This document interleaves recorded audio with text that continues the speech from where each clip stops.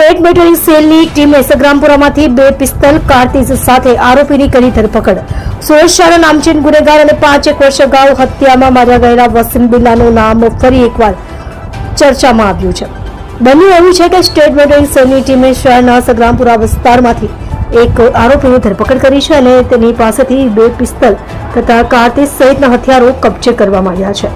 પકડાયેલા આરોપી પાસેથી મળી આવેલી પિસ્તલ તેને હત્યા માર્યા ગયેલા વસીમ બિલ્લાએ આપી હતી। સૂત્રો પાસેથી મળતી માહિતી મુજબ સ્ટેટ મોટરિંગ સેલની ટીમે શહેરના સગ્રામપુરા ખાતે આવેલ મછલી સર્કલ પાસેથી આરોપી મલેક મોહમ્મદ સઈદ મોહમ્મદ ઇદ્રીસ નાઓની ધરપકડ કરી હતી અને આરોપી પાસેથી 2 પિસ્તલ તથા 3 કારતીસ મોબાઈલ મળી કુલ ₹35,800 નો મુદ્દામાલ કબજે કરવામાં આવ્યો હતો। વધુમાં પોલીસ દ્વારા પકડાયેલા આરોપીની પૂછપરછ કરવામાં આવતા તેને આ પિસ્તલ વસીમ બિલ્લા પાસેથી લીધેલી હોવાનું કબૂલ્યું હતું। વસીમ બિલ્લાએ તેને આ પિસ્તલ સપ્લાય કરી હતી। ઉલ્લેખનીય છે કે વસીમ બિલ્લાની સુરતમાં જમીન મામલે 5 વર્ષ અગાઉ નવસારી ખાતે ગોળી મારીને હત્યા કરવામાં આવી હતી। પોલીસે જણાવ્યું હતું કે પકડાયેલા આરોપી પિસ્તલ સગવડ કરવાની ફિરાકમાં હતો। તે પહેલા તેને ઝડપી પાડવામાં આવ્યો હતો અને તેની વિરુદ્ધ આગળની તપાસ ચાલુ છે।